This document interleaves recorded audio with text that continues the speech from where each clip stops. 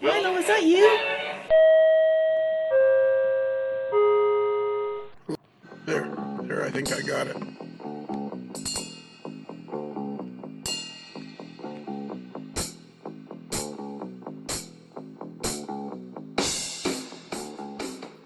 Bruce? Is this the world famous Lionel Strang? Well, it's the Lionel Strang. I'm not sure about the world famous part. Or or okay. more like, is this the world famous Bruce the Mail Boy, whose little Bruces sell like hotcakes? There you go. What can I say? I wonder how Kelly. You broke the barrier, and I just punched right through the hole. I wonder how Kelly's going to do with his sales. Oh yeah. By the time we're listening to this, we're deep into the sales of Kelly. Right. Oh, wow. And I wonder how it's going. He's on pace to outsell both of us by quadruple. Wow. Yeah. Who would have guessed? And on another podcast, we had talked about the Leafs making it through the second round. That didn't turn out either. Yeah. It turned out our prognostications were off the mark on that. Yeah. Apparently, we were dreaming. It was kind of that's the only. It's like that Dallas season. Yeah, it was all like looking Dallas. good, and then we woke up and it. Yeah. Also joining us tonight is Chris Adams. We're going to do an in-depth interview with Chris Adams. Hey, folks. Yeah. Are you ready for an in-depth interview, Chris? Absolutely. Yeah, well, it's not about you, buddy. Only if my volume is okay. Yeah. It's not about you. Not tonight. No, it's not about you. Tonight we're going to talk with a fella by the name of Bill Chapin, or William to his mother when he was in trouble. How do you know Bill, Chris? Oh, that's a good question. I think wait a minute. Time, here we go. We're right out of the gate. It's the first question. Yeah.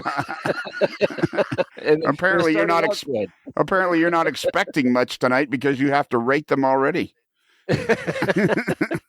So that especially fine question is the let's see, when did we meet? I'm trying to think. It must have been during a New Haven Railroad Historical and Technical Association, otherwise known as NYNH&amp, reunion many moons ago, probably back in the early 2000s, I would guess. Reunion? And we have an annual get-together for former employees of the New Haven Railroad, and there aren't many of those anymore, and it has evolved mostly into a gathering of New Haven Railroad fans. So that happens once a year and has been happening since I think the mid-1960s. I guess I should know right off the top of my head when they started, but they've been around.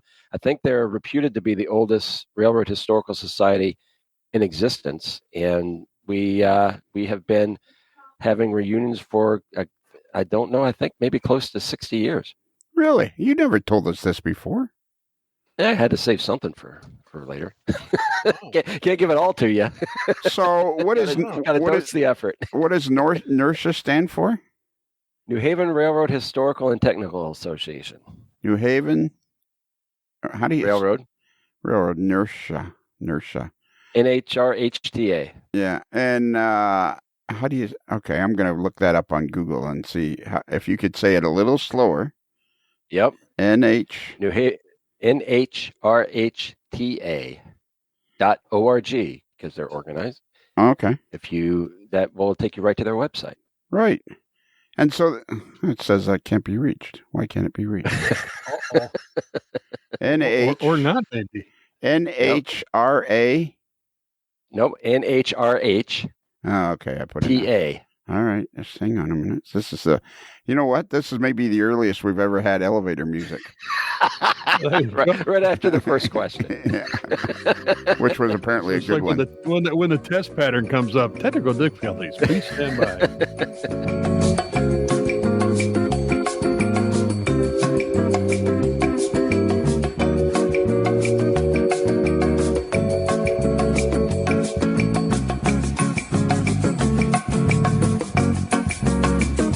NHRHPA. T as in Tommy.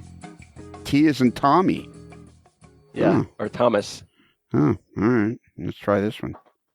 There it is, New Haven. Or as in technical. Yeah. How did you enjoy the elevator music? Oh, it was lovely. It's good, and you can dance to it. Why is it the people who know their own acronym expect everybody else to know their acronym? Because it just everything revolves around your own little niche. Right, and then it's like you think everybody knows about it. Yeah, and it's like no, it's kind of like NYNH&amp. Excuse me. Yeah, exactly. NYNH&amp, inertia. About the NHRHTA. So this was started by the. Do you feel like this was started by the railroaders or by rail fans? Oh, I think started as a combination of each. Okay. Actually, was that a great question? It was a fantastic question, and the second one they keep getting better. So and then you guys have had actual employees be part of the New Haven Railroad Historical and Technical Association. Yes, since 1962. Wow. Yeah, so they used to meet in the old New Haven Railroad YMCA building in right next to the Cedar Hill Rail Yard in New Haven, Connecticut. And it was one of the earliest gatherings of railroad enthusiasts of the time. And they have been going long and proud for whatever that is, 61 years now. Jeez. And that's how you met Bill, at one of these events?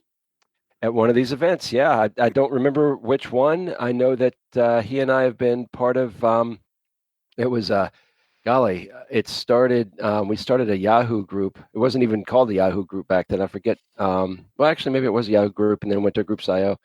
But back in the late 90s, I don't know if Bill had been involved in the New Haven Railroad Internet Modelers group from back then, but we started that up in like 1996, 1997. But I think I've known of Bill for a little bit longer than before I actually met him in person. And yeah, it has to have been at one of the reunions. And then he started coming to Springfield. He lives in New Jersey. Actually, you know what? We could probably ask him all this stuff, where he lives, what he does, that sort of thing, instead of having me tell you. But why don't we do that? Bill, come on. We could. Yeah, I think he's in the green room. Yeah, why don't you go down to the green room and get him?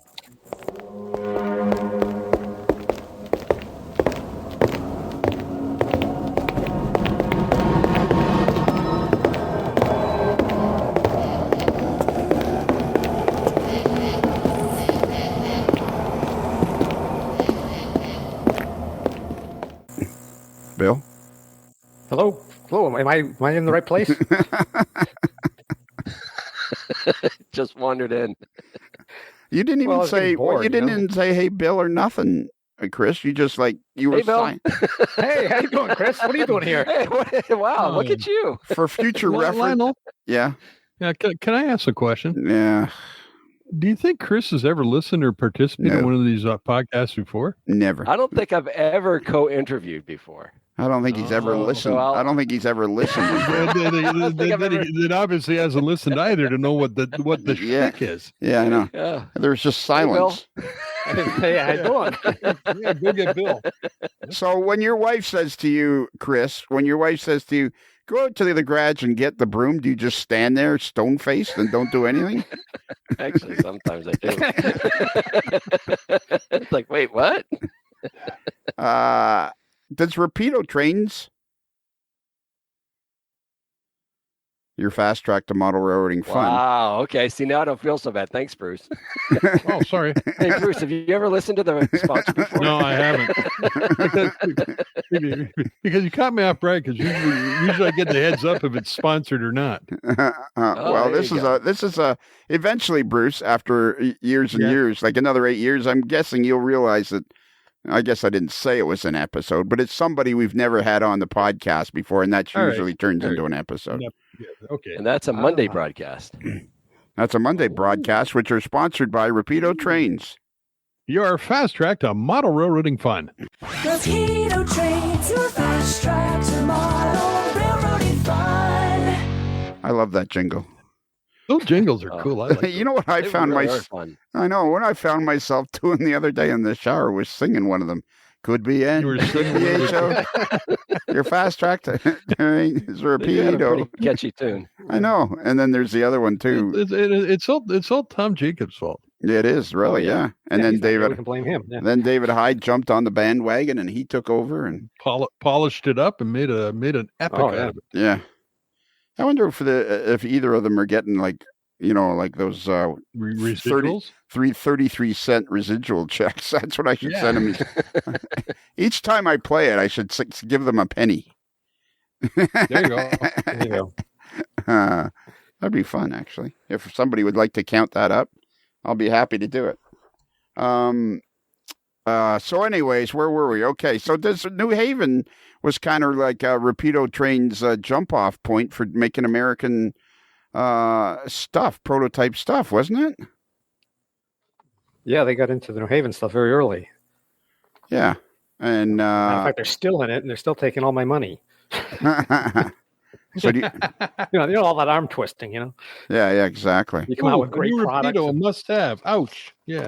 So you It got helps. It helps to have a mole on the inside. or 2 or 3. Oh yeah, that's true. who's the main mole? Is it Bill Schneider? Yeah. Yes, absolutely. Is that what he's modeling? Is in New Haven? No. No, he models the NYNH&amp, which connected to the New Haven. Oh. It New Haven was actually owned controlled by the New Haven, Haven for a for a short bit. period of time in the early Right. 20th century. But and they interchanged with each other. But no, I'm not quite sure why he. Well, maybe because there's more New Haven modelers than NYNH&amp modelers. I don't know, but Yeah. And he's in saturated New Haven territory. exactly. Yeah, like New Haven is like super strong in the Northeast, like super strong. I guess it's sort of a It's a romantic. cool railroad. Is it? Yeah, oh, yes. Okay. More cooler than the Conrail? Oh, yeah, hands down. All right. Get Dave. Yeah, I feel like this is Gauge fight. this is a couple of months this is a couple of months later, but I feel like I have to apologize to Dave. I think I hurt his feelings today when this is being recorded. Cuz he sent me you don't know what I'm going to say. He sent me a link to this really good article about how Penn Station in Newark is being Newark. yeah, Newark. Is being refurbished, right? And there was like 14, 15 photos in this thing, and I bet you 6 or 7 of them had Dave in them. And so he sent me the link to this article, and it was really fun, and I took one of the photos, and I posted it on the fans, and blah, blah, blah. And then I took another one of the photos, and I apologized ahead of time. But it didn't seem to, I profusely apologized before I sent out the text. But I said, Dave, I'm sorry. And then I said, the 70s called and they want their shirt and tie back.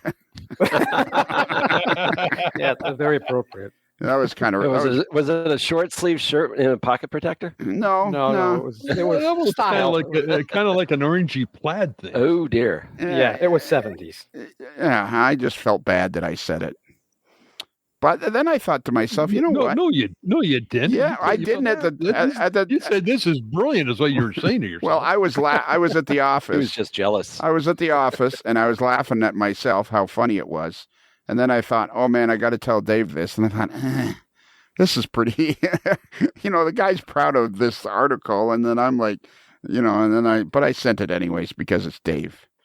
But now I feel like I got to apologize. And the other thing, Bill Chapin, Yes. Chris Adams, I don't know if you guys know of this, heard this, but Josh Bowman, the number one. He is the number one agricultural machine repair guy east of the Mississippi. In all of North America, Josh. No, not really. Ooh. Both United States and Canada? Yeah, United States and Canada. Mississippi doesn't go up in Canada. Yeah, so east of the Mississippi, all the way from Hudson's Bay to the tip of Key West and east of the Mississippi, Josh Bowman is your number one agricultural machine repair guy. Josh's ag Broke repair. your tractor, get her done. Take it over to Josh Bowman. Whoa. There you go. Boy, Bruce, you're on a roll. Did you just do that just now live? I just did that live. Wow. Hey, you ought to double his salary, Lionel. Yeah, we got a new jingle. We got a new jingle to make. Jingle. Yeah, that we could put on the Patreon channel because only the free stuff is sponsored by Rapido Trains. Your fast track to model railroading fun. If it's N, if it's H-O, the fast track is Rapido. Anyways, Bill and Chris, I don't know if you've heard this, but as well as fixing agricultural equipment, he has a farm, a beautiful farm, and one of his main things that he does is he raises sheep. And he sent me a text today that 3 of the sheep escaped, and they're on the lamb. Wow, that you worked really, really hard for that one. That's right, folks. It's here all week. Two shows on Saturday. Plowing deep. Oh, another farm reference. Yeah, there you go. Wow. Oh. Hey, we're in high cotton now. Oh, there you go. All right. Even have cotton in Canada? I don't know. Shirts, yeah. Southern Canada. I'm still stuck at when he's the best one east of the Mississippi, and you're going, really? Yeah, really. Sure. Congratulations, Josh. yeah. Congratulations, Josh. This is kind of like Rick Mercer talking to Americans. Congratulations on your new paved road. So Bill, do you remember meeting when you first met Chris? Not exactly, but one of the things I remember You really made an impression of Yeah, apparently. Well, the earliest thing I can remember is back, I think it was around 2005, is you had a bunch of old valuation maps that you wanted to get rid of, and I drove down to them when you were living in Milford. That's right. And you have a huge scanner because that's part of what you do for your day job. Yep. So a lot of that. That's right. A lot of that stuff's been scanned already. So I still don't have the Val maps back, but okay. Now didn't want them back, as I recall. As a matter of fact, I gave them to Paul Cutler. Oh, there you go. Well, now that we know you have a big scanner, what is your day job, Bill? I'm an engineer. Okay. Land development, municipal work, that kind of thing. Don't ask him how to model a road. Let's just put that out there. He'll tell you need some. I have a some granular B down and some pressure run, and then and a crown. Yeah, 6-inch list of asphalt and compacted at a 95% standard modified Proctor. Right. Chris, you taking notes? My ears are bleeding. Yeah, we went down that rabbit hole once. Yep. I'm frequently giving Chris advice that he didn't ask for when it comes to civil engineering. Yeah, because I don't obsess already enough on my own. Of course not. Oh no, I've got the crown an inch too low. Yeah. Usually it's a matter of not having one, but that's the matter. No ixnay on the crown A. You actually went into his layout and pointed out he didn't have a crown on his road. Oh my God! No, I didn't have to go down there. I just wrote to him. I saw it on the internet. I'm all proud of this road. There you go. It sucks. It doesn't we'll have do a that crown. again. Oh, so Bill's one of those Quite guys. put it that way. So Bill's one of those guys. Well, yeah. Here's a picture of my layout. It doesn't have a crown on it. Oh, thanks, Bill. Thanks for noticing. Yes, Art, and thanks for noticing. Yeah, Bill, you got to get to know Chris better. You obviously don't know Chris as well as you thought you did. You can't be doing that sort of stuff. That reminds me of a guy I used to play golf with, Johnny O. When I first met him, the very first time I ever met him, God, this is like 40 years ago, I was playing by myself and I catch up to these guys and there was like 2 of them and he says, "Hey, you want to play with us?" "Sure." And he sticks out his hand and he goes, "Hi, I'm Johnny O." And I'm thinking, wow, I guess it's like a nickname around the club or something. Turned out his last name was O-U-G-H. Oh. But wonderful guy, bit of a talker, but kind of obsessed about golf. He lived and breathed golf. And if you're in a tournament with him and you happen to be in the same foursome with him or threesome or whatever it was, and you kind of needed to catch up to him by a stroke or two, you could point out, "John, is the water level in the pond gone down or has it gone up?" And he would look at it and he goes, "Well, I hadn't noticed that. I think it's gone down." "Yeah, because I'm like, what are those?" And then, of quite a few times the ball would end up in the water, and you'd be like, "There's my 2 strokes. I'm off to the races." It was kind of cruel. It was kind of cruel. It was actually kind of cruel when you think about it. Hey, but then you get the score, right? Yeah, exactly. Bill. Yes. So what are you modeling? This may come as a surprise, but the New Haven Railroad. Okay. Wow. And that's how you guys met, was because of the New Haven Railroad. And what is your what is your fascination with the New Haven? Well, I grew up on the Connecticut coast in East Lyme, Connecticut, and we had the shoreline of the New Haven running right through it. And our town beach was right next to the railroad tracks, and we could see the Niantic River drawbridge in the distance. If a train was coming, the draw went down, so it'd all go running over to the to the best viewpoint to watch the trains go by. And if it's up, it didn't matter. You just go do whatever you want to do. But if that bridge went down, we took off and watched the trains. That's pretty cool. That's kind of like near my place in Florida. There's a drawbridge over the St. Johns River, and Amtrak, which runs 3, 4, or 5 times a day across there. I guess 4 times a day, maybe 6. I'm not sure.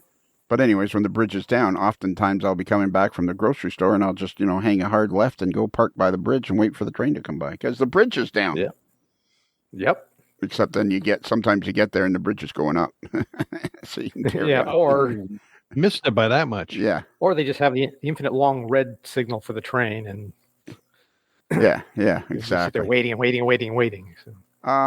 So you started. So are you a typical model railroader? Been at it ever since you were a kid, and then yeah. My dad was a model railroader. He was already an HO by the time I came along, and he had started off with Lionel way back when. But so I was just like, pretty much was born into it. But I'd say I started, we'll say 5 years old. But that's pretty all cool. my life that I'm, Those stories of people, whose parents were model railroaders, I find those to be great. And that's something that happens more, even in the 8-9 years we've been doing this podcast. I've noticed it becomes a more frequent thing where somebody will say, "Yeah, my dad was into it, so I was into it." Now, we're talking back. If you're talking your dad, you're talking back in the late 60s, early 70s, eh? Well, I was born 55, so wow, I was pretty much becoming aware of this stuff like around 1960. So wow. I had most of the 60s to be watching the New Haven until it got merged into PC. Wow, you're really old. Yeah. I don't know how it happened, but it kind of did, It's like, so you don't very often hear that. My dad was a model railroader in the 60s. So that means in the 50s, probably he was into it, maybe in the 40s. So that's kind of cool. That's kind of unique. Yep. Yeah. And do you remember if the stuff ran any good, or was it just constantly? Well, let's see. It was basically okay. I mean, when we started off with stuff, I had a Tyco F7, although it was a New Haven paint, and I think even had a Hustler, which that had the rubber band, so it wasn't so hot. The rubber band drive Athearn Hustler. What a great little unit they were. Goes like a shot. One of the NMRA divisions out west of Saskatchewan, they used to have Hustler races at their conventions. Oh, yeah. So you bring your Hustler that had about a 15-foot track or something. They'd have like Hustler drag races. It was great. Yeah, no, great idea. Yeah. Yeah, no, I love the way those things stopped. And just like gang. Yeah. Well, it's like the old Athearn RDCs here, rubber band drive too. So they wouldn't get that boingy boing when they stopped. Yep. My bro. Is this your first layout? Yeah, not really. I mean, it's first good size one I built when I was young, still in apartments and whatever. I had built a small layout that was about 6x8 that my oldest son eventually inherited. And my dad had a big layout that I worked with. I lived nearby, so I'd be stopping by his place typically once a week or so. And also, when I was in college, I went to RPI and was a member of the Rensselaer Model Railroad Society, so that had a huge influence on me. Oh, man, you were there in like some of the golden years then. Right, which is about a couple of years after they started. Wow. Now, what was that experience like? A lot of people don't know of that layout anymore. And there was a time when it was kind of, it would show up in Model Railroader and, and it was like, It was for a while there, I guess in the 80s or the 80s. Cutting edge. Yeah, it was the layout. Right. And it was huge. Yeah. Oh yeah, that part's definite. Yeah, it was kind of interesting too because my freshman year, I think it was probably around January term or so, we had Tony Custer and Jim Boyd stop by. We'd apparently been pestered by some of the guys in the club saying, "Hey, we're doing all this fantastic stuff. You got to come up." So they paid us a visit, which was very interesting in its own right. But they basically said at the time, "You guys got to get more stuff done." Okay. You needed more photographic material for the magazines. So this would have eventually did happen. So this would have been in the Tony Custer RMC years. Yes. And somehow you guys managed to talk them into coming and to look at the layout. Wow. Yep. And you were going to say matter of fact. Oh yeah, that's right too. I guess a few years later, I would frequently visit the club, and I recall being there, on a visit right after Tony got fired, and he and his wife were at the club.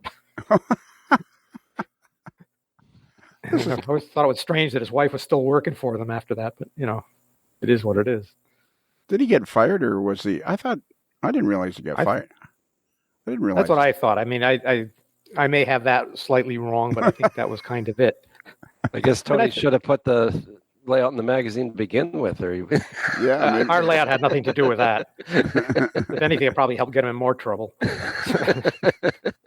So did you stay as a member of the Rensselaer Club through the 80s and 90s, or you would just go back and visit, or? Just go back and visit. It was, at the time I got fairly early on, had kids and stuff, so I couldn't necessarily just come and go as I pleased. But what happened too is my oldest son got into model railroading. He's still in it, and at fairly early age, he would go with me to go visit the club. So. And when was the last time you went to see it? I think it was like the fall of 2018. Yeah, it would have been right before they started dismantling it. Right. And the club no longer exists, does it?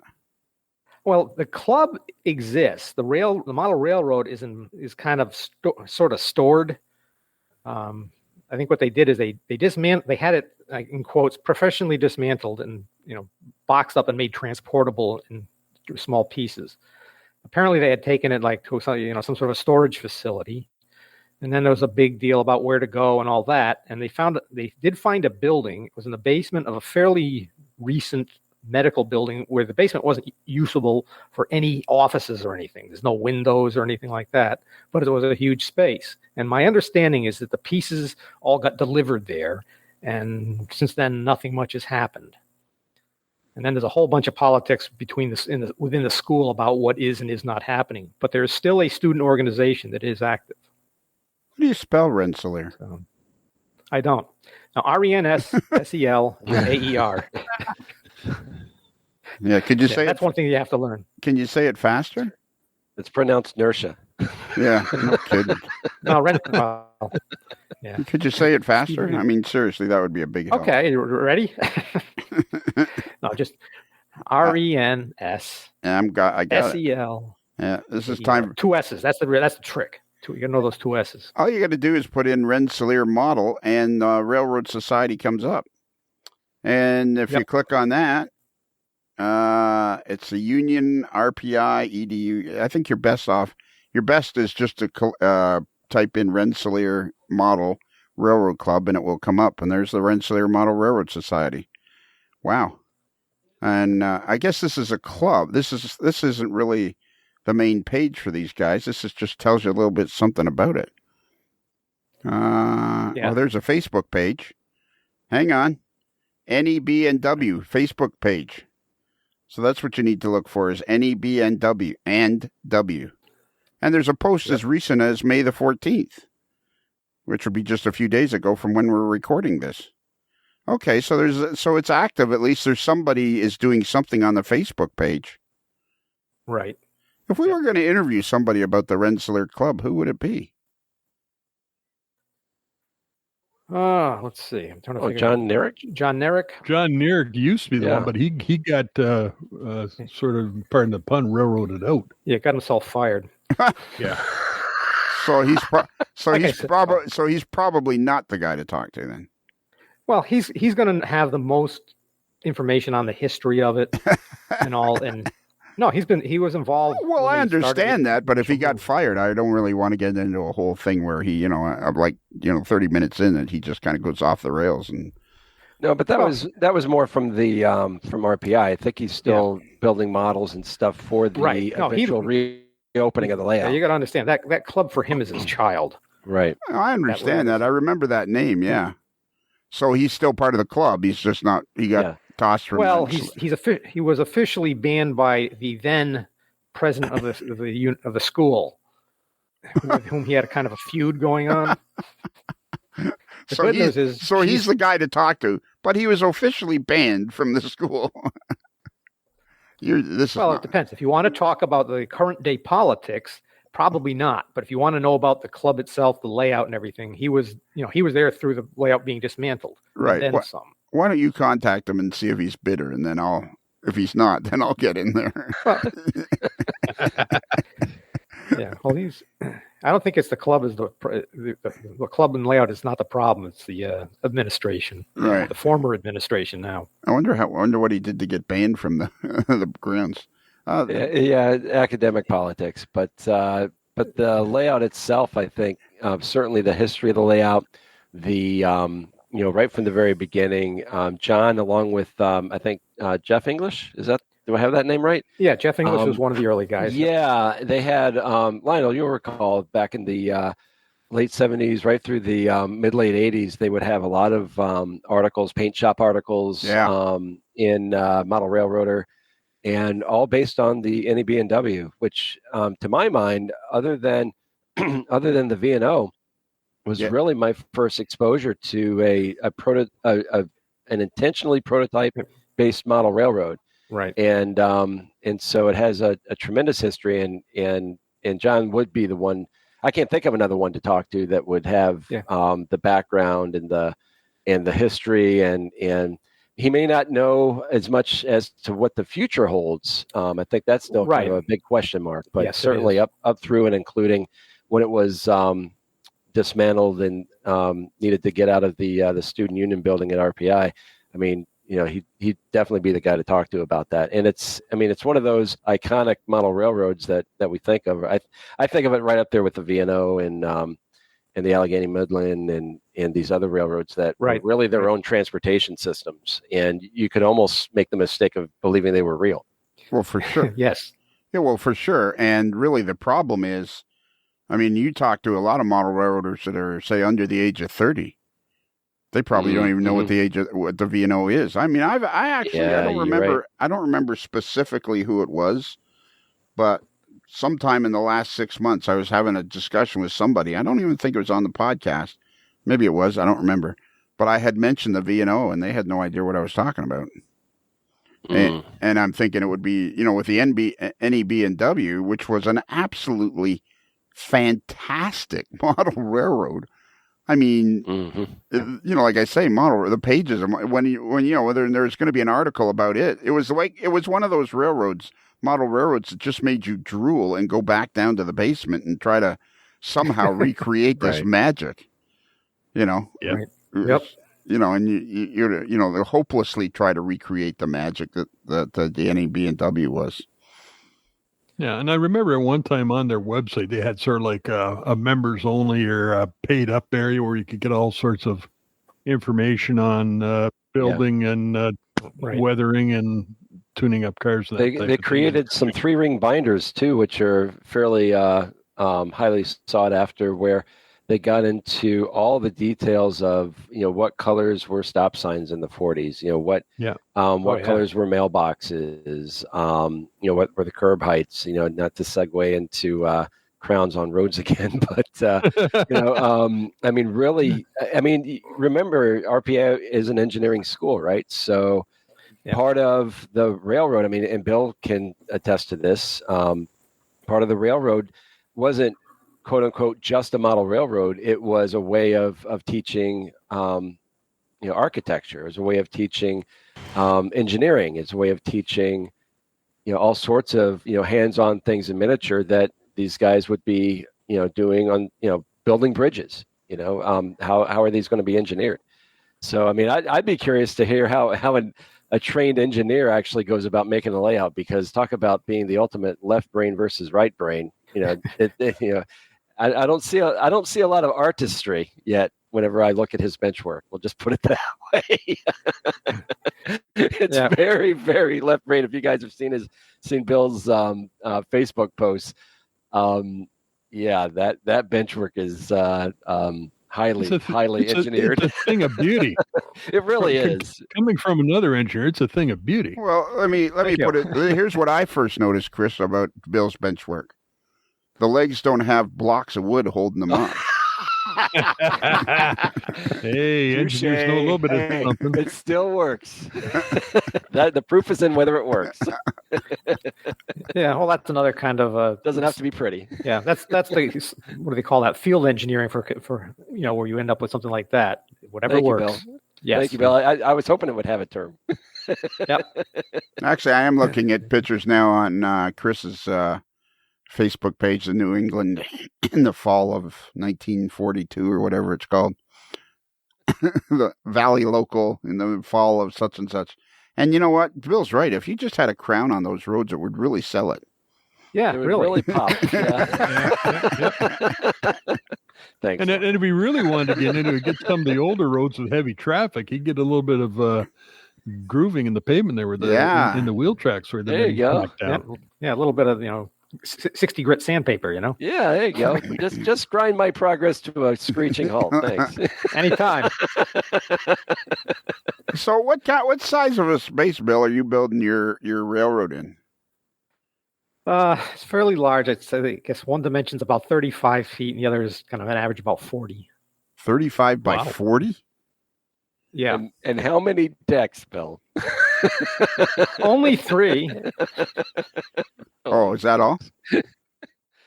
Yep, only 3s. So, okay, let me ask you this question. I actually got an update about your layout from David Start, because just very recently there was a division meet, I guess, and your layout was one of the open houses. Yep, Dave and Bill were here. Right. And Dave explained to me that before there was a section where all 3 levels were built. Right.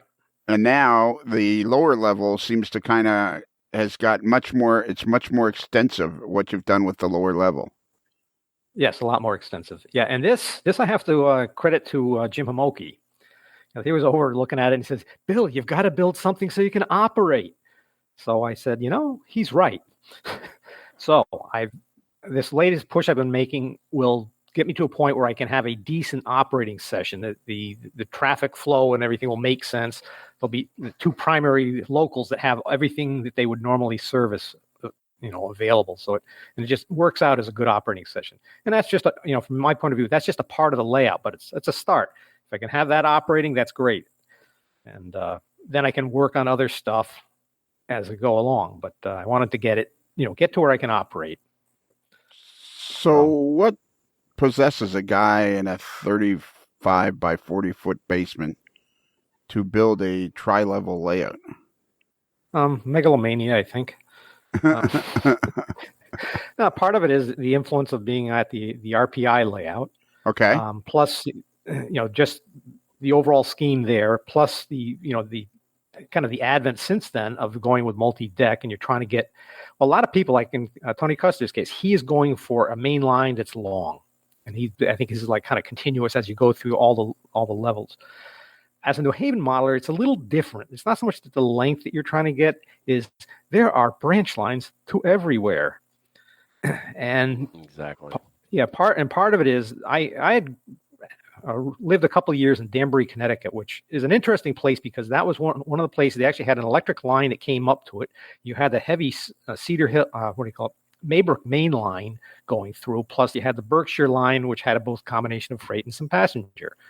And it was a very interesting place. And needless to say, while I lived there, I was exploring the whole area around.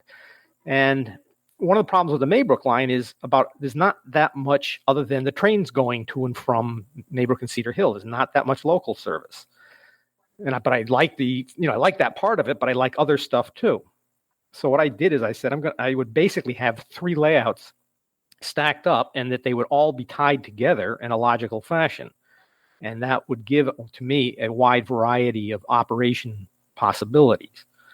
And so I got that in mind. I obviously have started building it, and how far I get depends on if I build up, if I can get a crew together or not. If I don't, it'll be limited. If I got something together, I can build an awful lot. And how's the crew assembly going? Getting a start now. I've got a couple guys who have started to be involved now. And who are the guys that are being involved? One guy is a guy named John Kilbride, a former Amtrak employee here in New Jersey, and another one, John Held, who was a former Conrail guy here in New Jersey. Really? And how did you find these? How'd you find these guys? Well, let's see. John Held I met at the, I think it was basically through the local Garden State division of the NMRA. He's also a member there. And John Kilbride is, I guess, kind of been around in railroad circles, and he knew my dad pretty well. And I've, bumped into him a few times at other places, and he had offered, like one time, said, hey, if you're going to do something, I'd be happy to help. So I asked him to come on over. So, wow. That's kind of a neat concept to hear somebody say it's like 3 layouts. And I'm assuming there's a helix at one end to join these 3 different levels. There'll actually be 2 different locations, but they will all be joined together. 2 different locations. Right. Fantastic. It's a fantastic idea. And this picture I'm looking at from March 19th shows the 3 decks. And right. So really the only place it's not electrified on the 2 upper decks, right? It is and actually at this point it's a matter of where do I have the wires connected, but basically those are all wired. The upper deck is basically what is it, the town of Plainville, Connecticut, which is the track's all done. As a matter of fact, I was getting ready to do buildings up there. And then I got interrupted by, we decided, oh, gee, I really needed to finish the basement off. You got interrupted by that? Yeah. Well, I've been working along there, and I'm going like, I don't have any place to plug anything in. I got 6 light bulbs down here, and that's it. And it's like, how am I going to I can't continue like this. I've got to get the thing finished off. So I had the 3 deck areas, an area about 20 foot on one side by 8 foot on the other. And so I basically refinished the whole layout, put ceiling up, walls, electric, lighting for everywhere, and I just left the layout where it is, and I'm not going to bother disturbing that. Right. So basically finished the basement around the layout.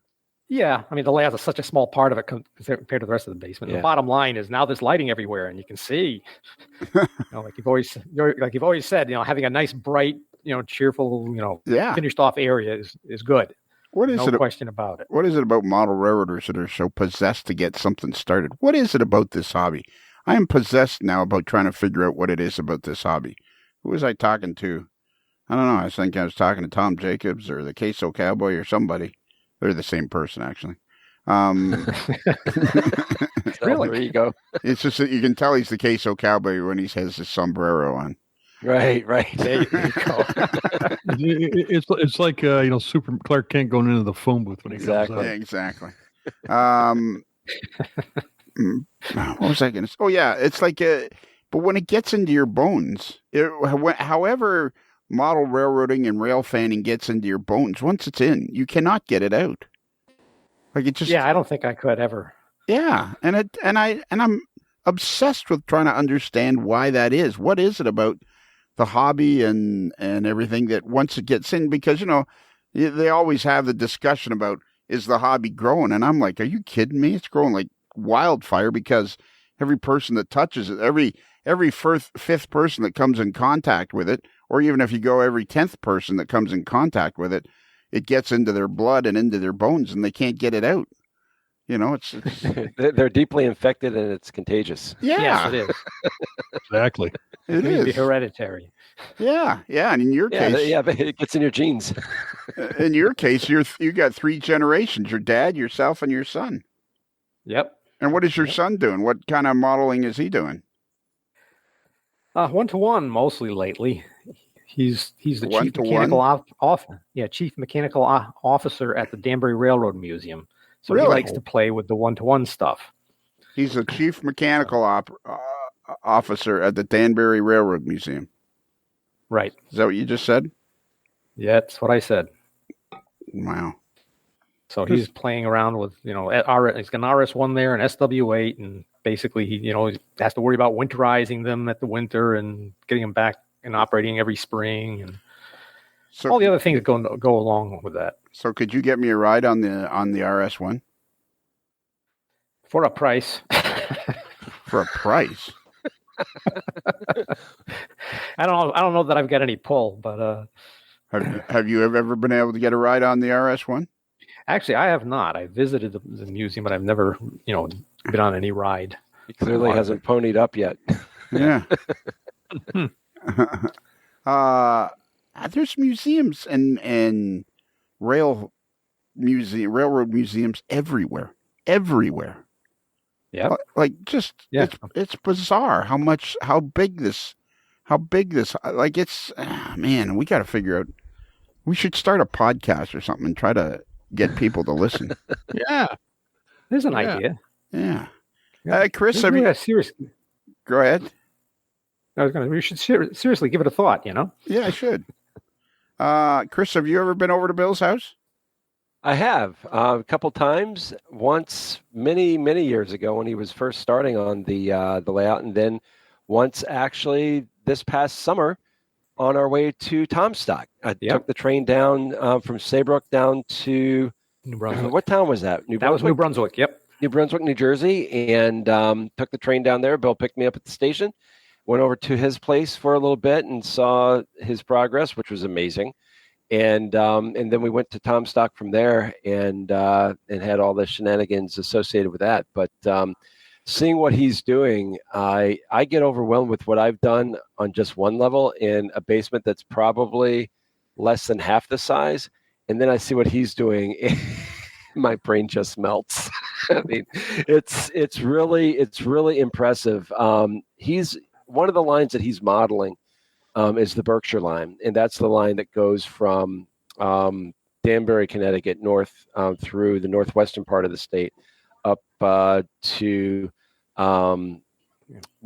Rising, Massachusetts, and then splits off and goes to State Line, makes interchange with B&A, and then also splits off and goes to Pittsfield, Massachusetts, as well. He can get into more detail, but one of the things that I just find so impressive is the scope of what he's able to accomplish, by modeling that line. And it's, when it gets to a level of operation, it's really going to be insanely cool to operate because, Bill, I think you've got the Berkshire line, but you also have the other line that you have is the Highland line, I think. Right? Yeah, right now the upper level's got a piece of the Highland line on it. Yeah. And so, like he was saying, the New Haven was this giant terminal railroad. The way it developed over time, it was more of a web than really so much linear. So there were all these branch lines and secondary lines that all crossed each other and interchanged with each other. And I've been able to replicate a little bit of that on my layout with a few locals, but Bill just takes it to a whole new level because he's actually got whole divisions. I mean, I have a couple little branch lines that are interchangeable with each other, but he has whole divisions of the railroad that are interacting with one another in his basement. And it's just going to be amazing to see because you'll really be able to replicate a lot of the actual traffic patterns that the New Haven had there. Yep. Was kind of part of the idea. Yeah. Now, one of the, if I can ask a question, one of the things that, and I know it's an audio podcast, so folks will have to go to the Facebook page to see it. But I noticed that the way you're developing your bench work, it looks like you have printed out, and I guess I shouldn't be surprised being an engineer with probably a huge plotter printer, but it looks like you're printing out the whole track plan in HO scale, and then basically laying that on top of the table work and just laying the track on top of what you got here. I mean, you've got industries already in here. I mean, it's like you've developed everything on the computer first and then just printed it out on these huge sheets of paper. What are you using to do all that? I mean, is it a program that you use in your day job, or is it one of the model railroading planning softwares? I mean, it looks pretty involved.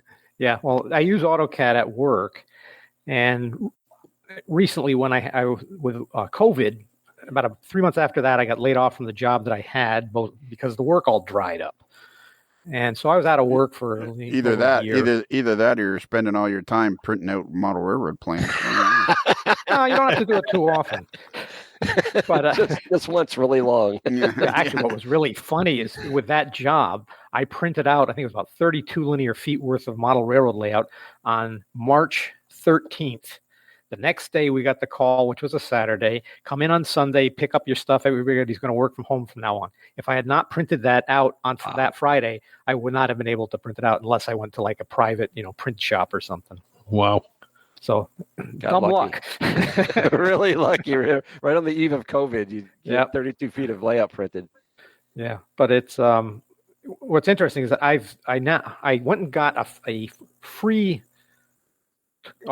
basically CADvert thing. It was called NanoCAD. It's basically a ripoff of AutoCAD. In the free version, it lacks some of the functionality of the regular program, but the price is right. And as a model railroader, I just can't justify, paying $400 a year just to draw stuff. So this works out nice for me. I can design whatever I need to on that, and then convert it to a PDF, and I can print it at work, or I can take it to a print shop and they can print it. But it works out very nicely. My layout is built on a lot of 2 foot by 8 foot call them modules. So like the layout could be moved in those chunks if necessary. It's not quite a modular layout, but it's built with the idea that it's going to have to come out of there. It's sectional. It's sectional, right? And so I've been going down at like a straight wall for it's like 40 feet long. So I've got all these big 8 foot sections. Mm-hmm. And so what I do is I have basically the piece of plywood before it's cut in, into the various pieces that are going to be going up or down or whatever. And then I just kind of laminate it down using Tight Bond 2. And I pour that on there, use kind of a spackling knife about 4 inches wide just to spread the glue, get it spread pretty much as thin as I can get it. And then I start by, I'll do like a 2 foot square piece with the paper already laid out, kind of held at one end so it doesn't shift. And then just start gluing the thing down. I have no problem with distortion or anything like that. And so what happens, you put it down, and initially, because of the moisture, it kind of, what do you call it? Kind of gets a little... Wrinkly? Wrinkly. There's the word. That's my technical term for it. Yeah, hey, it works. That'd be the term. That would be the term, yes. But what happens is as it dries out, it all gets pulled taut. So, so you're actually printing out the entire layout on paper that you're then laminating to the top of the plywood, right? Before you even lay the first bit of road bed or track or anything else. Everything is right on the plywood. Yeah, and I notice it looks like a cookie cutter thing that you're doing. You're not really doing like the risers and the narrow road bed for the track. It looks like you've got whole sections that are raised or lowered, I guess, depending on the terrain. Right. And so what I've been doing is I haven't been doing that much sloping, but there's going to be, built up hills and whatever over some of those, flat sections that are lower. So they're not, the eventual terrain is not necessarily going to be flat like that. It's just going to allow me to go in there with foam or something else like that and build up from it. Plus, when you're going to put buildings on there, all your building plat levels, even if you're going to put up a little higher, are all going to be level. So it's easier to start with a level base to build up on for buildings. Now, when you get to the scenery phase, I assume you're going to put a crown in your roads, right? Damn right. No, that's not level. Yeah. Well, no, I didn't say that. That's not what you want to have level. It's the building pads that are level. Yes. Buildings level, roads not. Right, roads never level. Yeah. Yeah. When you get to that point, Mr. 3 level. Hey, you never know. So how did you have help planning this? So basically it's 35 by 40, 3 levels. Right. Yeah. That's the goal. That's the ultimate goal. I mean, I've got 3 levels at one point. I've got the perimeter, basically at this point, the whole perimeter of the room used on the bottom level. So, and then eventually, the first thing will be, doing the levels above that. And then if I have if we get enough people involved, I can fill in the stuff in the middle. Would end up with what I consider to be a rather fantastic layout that probably take about 20 people to operate. Whoa. Wow. Now, that's one of the other things. I used to operate at Harold Worthwine's layout, his Erie layout, and that layout took about 20 people. So. I was lucky enough to see that layout. And I just happened to. I was in the area, and I asked them if I could come by and see it. I never got to operate it, but I saw it, and I mean, it was fantastic. Yeah. I mean, it was huge. Oh yeah, absolutely. No, that was a great layout. It was massive. Whatever happened to it? Did they just eventually take it down? They had to take it down. Yeah. That's sad. Your benchwork is painted white. Yes. Because I was going to ask that. Yeah. Well, actually, the main part of it was when I was doing the work. I guess it was, right after the COVID stuff had started, and I was, building some of the layout and working underneath it, like with wiring and stuff. I'm going like, I can't see anything here because the wood has a tendency to darken with time, and so I just started painting everything white. I did try some primer. Don't use white primer. White sealing paint.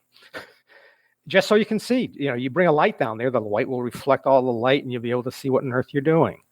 And it's not going to be exposed to the outer, outside the layout. That'll be all covered, so no one's going to know it's white underneath. But if you have to work on it, for God's sake, paint it so you can see it.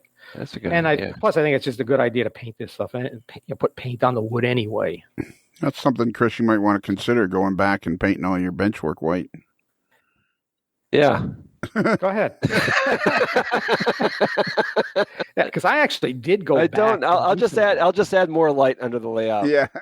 But anyway, it's one of those. That's just me. And what I've started doing now is when I buy wood, I just go at it with set it up with like a paint roller, and you can paint it pretty quick. Is it basic L girder construction? Yeah, pretty much. Right. And then, I noticed his legs aren't painted. Yeah, they really should be. But notice his legs also touch the floor in one piece. So. They do, but so Bill, do you have any T-nuts on the bottom of those legs? Do you need no, I didn't go that far. No, I do the adjust. So your basement floor, is that even? Or does it have a crown in the middle? No, the level. No crown. Well, actually, it has some crown areas. But we won't get into that. But I sense there's some. I'll put the benchwork in level, and then put the leg in to fit. I sense there's some animosity between you two. It's just I'm just looking at his benchwork. And I'm thinking, my gosh! If I did this, I did this benchwork, I'd probably end up in a home somewhere. I'm thinking here, Lionel, at TomSock 2024, these guys both show up. We'll have to have security in a buffer zone between them on either side of the patio. Hey, we were able to share. And even then, the hot dogs may start flying. Let's just see if I can get an invite to dinner first. Let's go with that. There you go. Well, not only an invite, but actually get a ride. Yeah, with a ride. Yeah, I had an invite. Right. I'm pretty sure what I'm going to do is rent a bus for dinner on Wednesday night and not let Tom get on it. Just drive by. Yeah. I'll say to him, wait till the bus has been gone for 15 minutes, then you can start. Yep. What's the thickness of your plywood? 1/2 inch. Really? Only a 1/2 inch? It's good enough. Most of it will either have 1/2 inch Homosoak glued to it, or some 1/4 inch of Homa bed. But it seems to be perfectly fine. I haven't had any problem with this is a little bit wiggly or so. And if necessary, like you got lots of supports there. So yeah. And you're sealing it as well with the paint in the glue on the top side because you're laminating the track plan stuff to it, right? Right, and then even after that, I paint over it. Oh, so where would you paint over your plywood?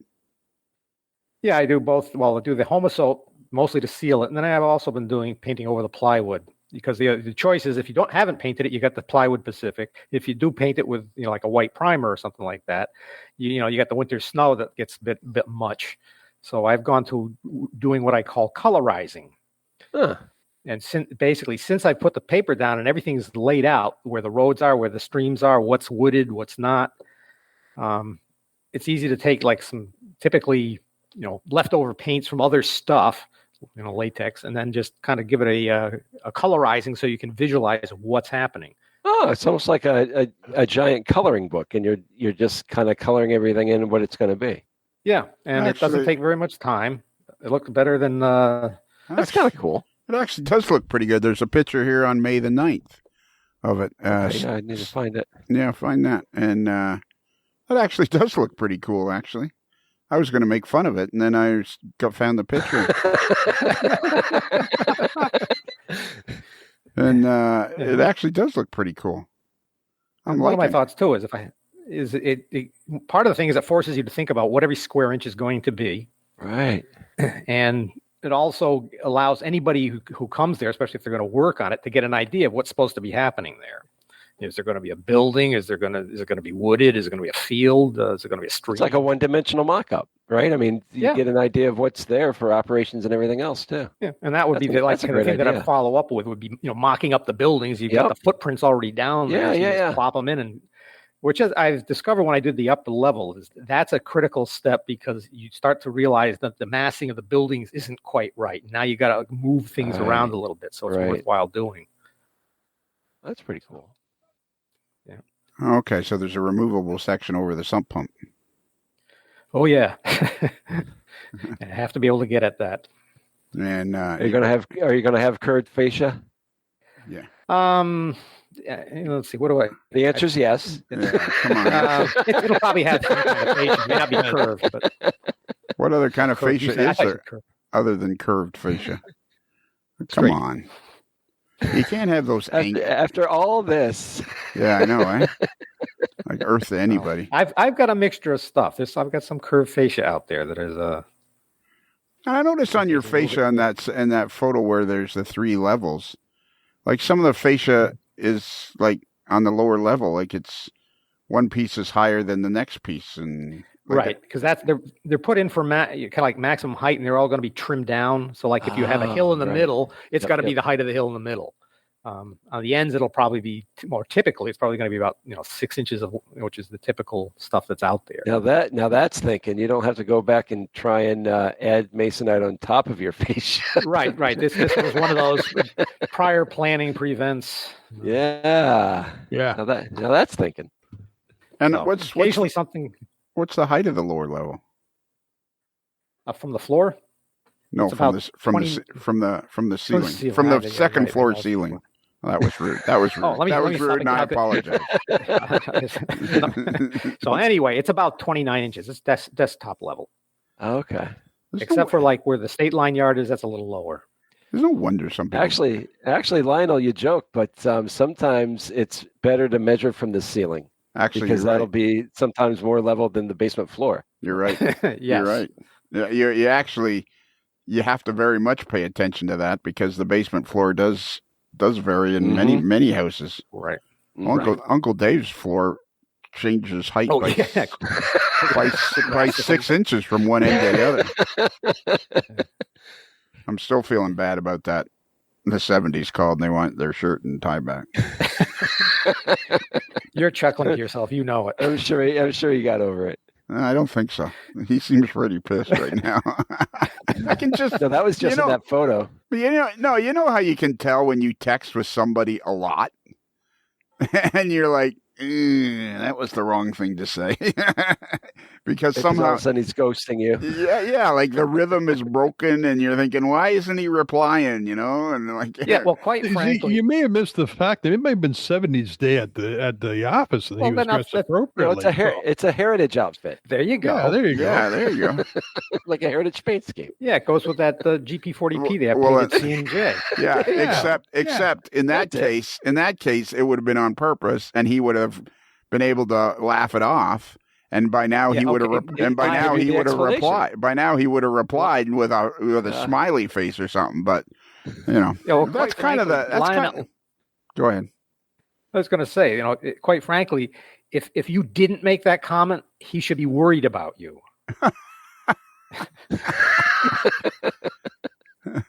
Dave would have been a great guy to have in my locker room on my hockey team. He would have been a great locker room guy.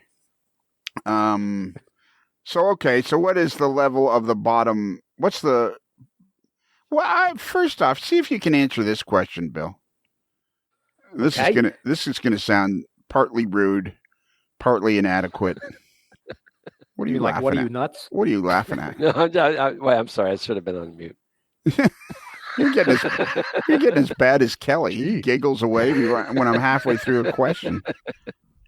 Yeah, well, I'm asking questions. Yeah, okay. You are. Good point. You already asked the question, Bill. Are you nuts? Yeah. So okay, but how a railroader? What can I say? Yeah, that's true. That's part of the magic, eh? That's part of the thing. Part of the thing that sucks you in is you're building this dream. That's part of the magic. Is people are building this dream of. Yep. And for those that accomplish it, like Mr. Fitness here, those that accomplish it get as far as he does. It's a masterful thing to have. Now, on the other side of the coin, Uncle Dave made that statement of building an operating railroad is a noble experience because you have given an advantage to having other people come into the hobby. And it's like if you get a crew to start working on it, I'm sure the other guys and the guys that you do have enjoy coming over and helping you and the whole 9 yards. Yep. How long did it take? In a group like this. How long have you been in this house? Let's see. We're coming on like 17 years. Okay, so why and the layout? When did you start the layout? About 16 years ago. Really? Had a lot of like life getting in the way. Right. Taking care of parents when they got old, and fixing up their house, and a lot of just stuff. And plus, I think even though the job right now I'm working part time. And with a company that's like 5 miles away, which around here is close. I was working at a place like it was a 45-minute drive away, and I was putting in a fair amount of overtime. So I think I was like not getting much time to actually do stuff. And then you'd have bump into things like my son had just bought me like 75 linear feet of Atlas track to build the staging yard that's currently on the middle level of the 3 that you see there. As soon as I got that, Atlas ran out of rail joiners. How do you run out of rail joiners when you've been making track for, 50, 60, 70 years? But they did, so that just kind of like put a kibosh on things. And some other stuff was like, working on, building models themselves. Yeah. So how much, and how do you stay motivated then? Tell us that. Well, what's been happening now is, with this idea of getting something you can operate on, you get that built. I wanted to get it done soon, so I was trying to use this open house that we had last Saturday, as a target. And it's one of those like, I didn't quite hit it, but it's one of those if I didn't aim for it, I never would have gotten anywhere. I'd have nothing right now. So having a deadline, trying to get something done within a certain time frame, plus being able to post the pictures, on the Facebook to show progress. It kind of pushes you to like if you can to have something like every day, some sort of progress to show. Exactly. And that is a big help. And then you're getting feedback from the people who see it and get the thumbs up and whatever. Notice that lately that there's been a lot of pictures you've been posting, and it's been really cool to see the progress and how much progress you're making on it. And you're right. It's like every day. It's like, there's another post from Bill. It's got to be motivational for you because I know I get motivated to try and keep up. It's like, I need to post a picture. I need to do. Oh yeah. Unfortunately, my problem is I'm using Tom Jacobs as kind of like the yardstick, and so he's out there. Oh, he's the godfather. With an hour a day. Yeah. Yep. So he's the godfather. So that's why you'll occasionally see something like not quite run 8, but yeah. Anyway, he's got that trademarked anyway, so we can't use it. Yeah. For future. That'd be $300. Yeah, exactly. I'll have to pay him $300 for licensing fees. Yeah. For future reference, we try not to mention Tom at all because Is it like you say? If the more we encourage him, the more he'll do, and the more he'll do, everybody will feel like they got to keep up, and it's like it's this upward spiral. Yeah, it's an upward spiral. So anybody that wants to see Bill's layout, just simply go on Facebook and type in Bill Chapin, Chapin. Ooh, you spelled it correctly. I'm impressed. Well, I'm looking right at it. And pronounce it too. I'm looking right at it. So it's not that tough to spell. Go ahead, Chris. You got a question? So actually, and I'm embarrassed to ask this question, but I'll ask it anyway because I'm genuinely curious. I know about the Berkshire line, right, and I know about the Highland line. What else are you modeling, and where are they? Where are the different divisions connecting? Let's see. I guess the simplest way to put it is going to be kind of like a big backwards J. In the simplest form, it basically is coming from Pittsfield down to Danbury, down to Devon on the, then up to Waterbury, and Plainville with assorted branches in all directions. But it basically the three things are, Berkshire line on the bottom level, Maybrook line and Danbury branch on the mid level, and Naugatuck / Highland line on the top level. Okay, so it's going as far as Plainville and then into staging from there. Right. The staging's already built. Okay. And it just kind of morphs from Plainville into staging, and which is actually kind of funny because it was sort of accidental. And I says, I've got space here, and I really need another station stop for all the passenger trains. So I said, I can put Plainville in here. So do you have a staging yard or any sort of yard at the point of the layout where it'll come off the Maybrook and then go on the Naugatuck line?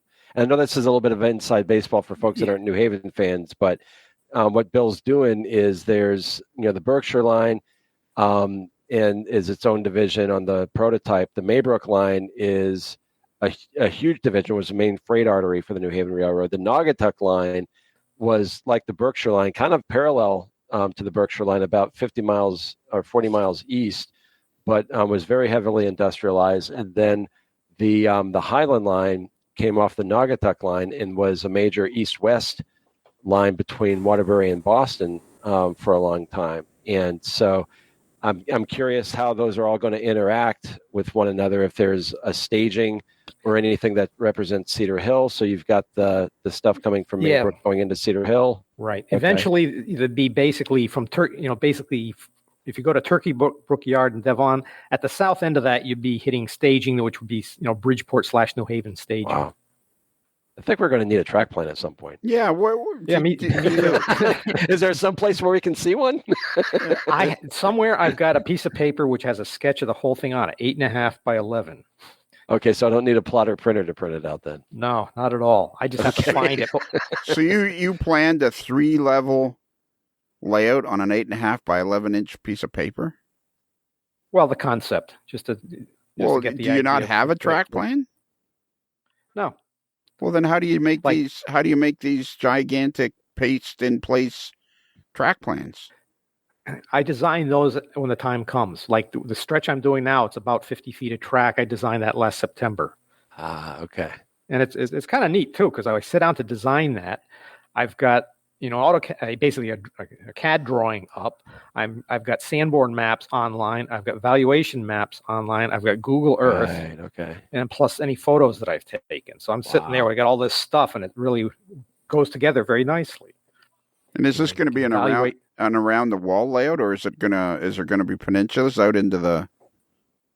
Right now I'm doing just parts that are around the wall. There's another section that's going to be peninsulas and the like, which that is where everything really gets tied together.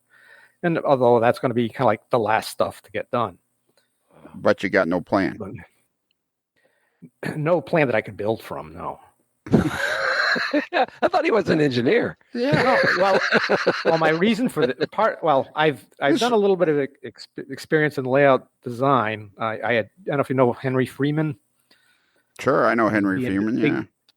He's a big B&O guy. I had designed a layout for him when he was living down here in New Jersey, and I guess he got part of it built, then moved up into New York near Reader's Digest. And I guess he built most of it then. And then after a while, he moved back down, I think, to Delaware or something like that. And now he's doing the B&O Chicago terminal or something now. But I had designed a layout for him. It was pretty extensive. And I had the experience of shrinking things down and making things fit. And so the bottom line is, if you give yourself a reasonable amount of space, you'll be able to design something that will work in that area.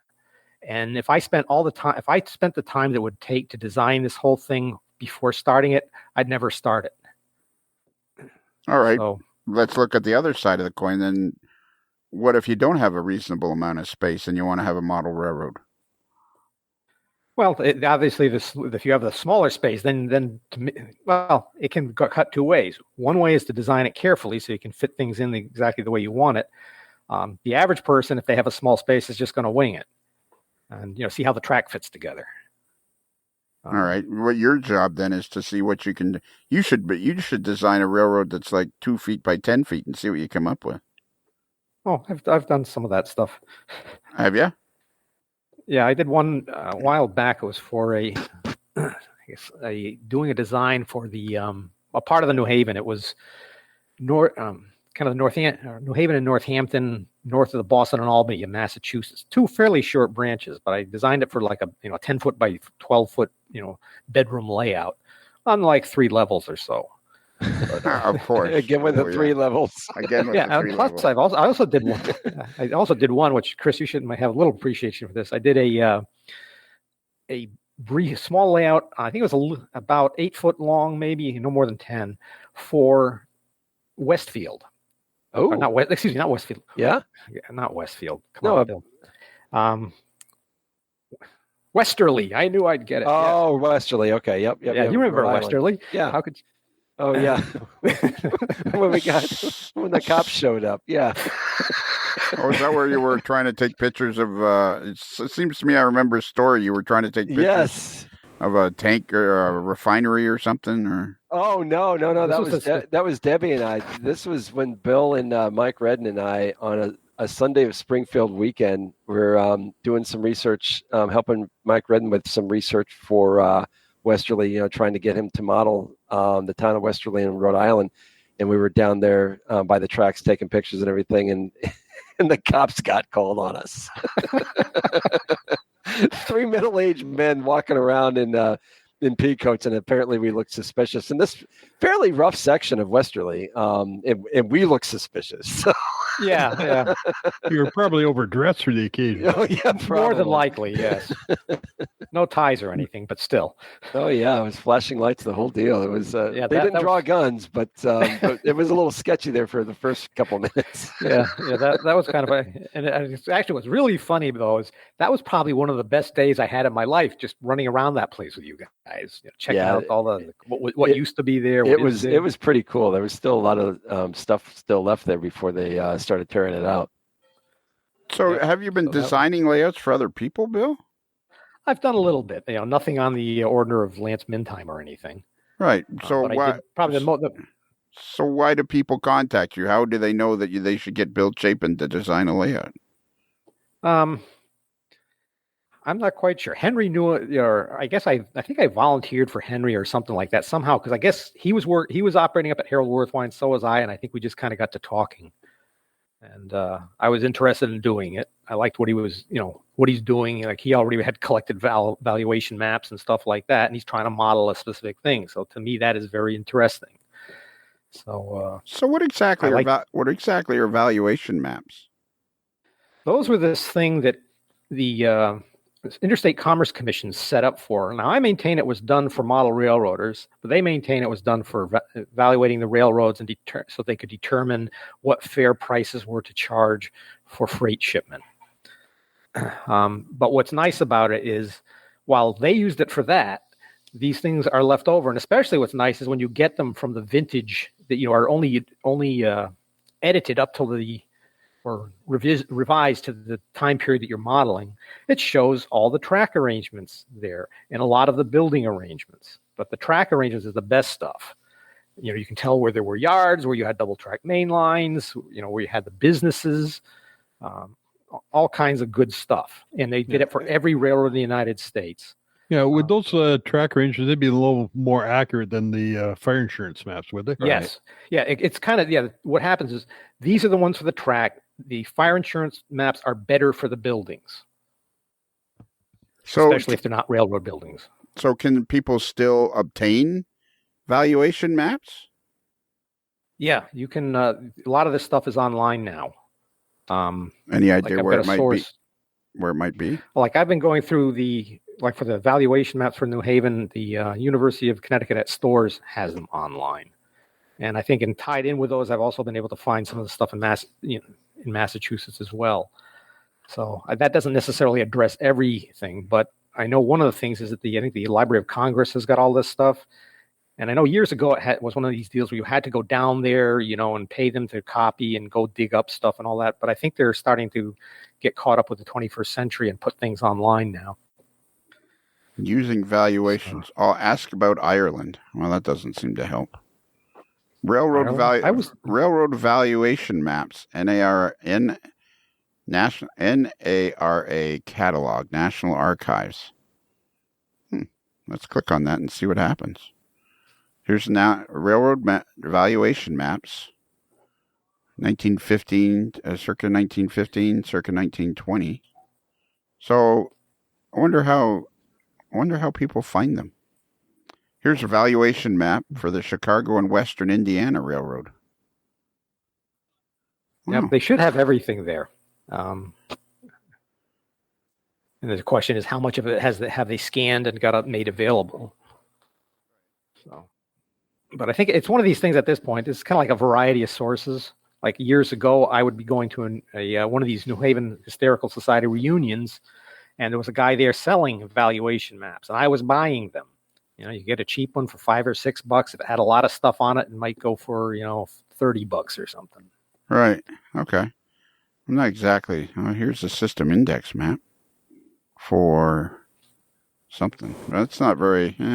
So it'd be interesting for people to try to find these, figure out a way to do this. We need to find somebody that knows how to find valuation maps, because that sounds very interesting.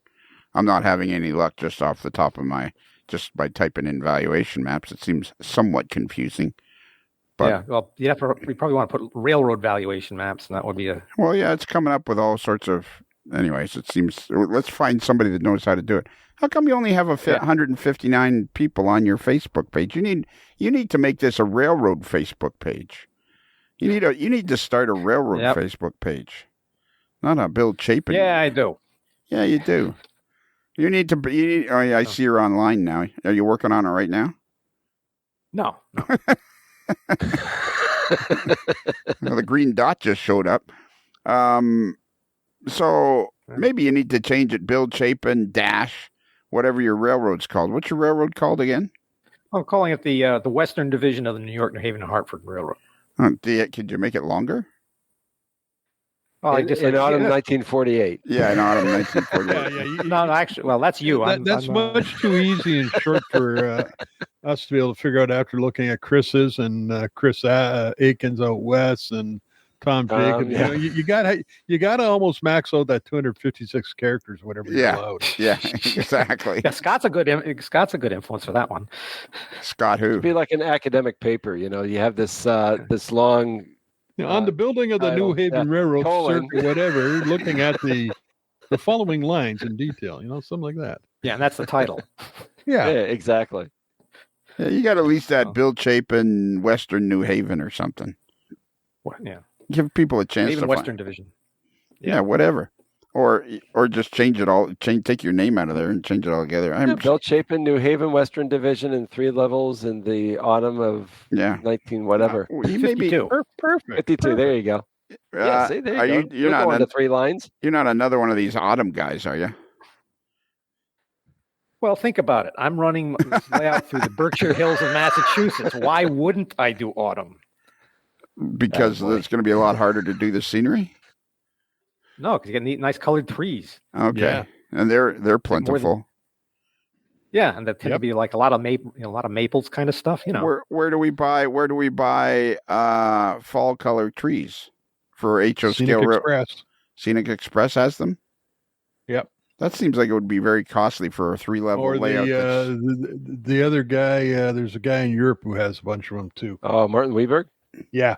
That seems like it would be fairly costly to be buying Scenic Express trees to create fall on a 35 foot by 40 foot 3-level layout. That probably won't be the way it goes. Well, how will it go? You got to have plans, Bill. You can't just go along willy-nilly. You're an engineer, for God's sake. You got to have plans. Well, I know there's a variety of ways of doing trees. And, like I said, even though it's autumn, it's going to be early autumn, so there's still going to be lots of green. There's also going to be some nice, orange from the sugar maples. Okay.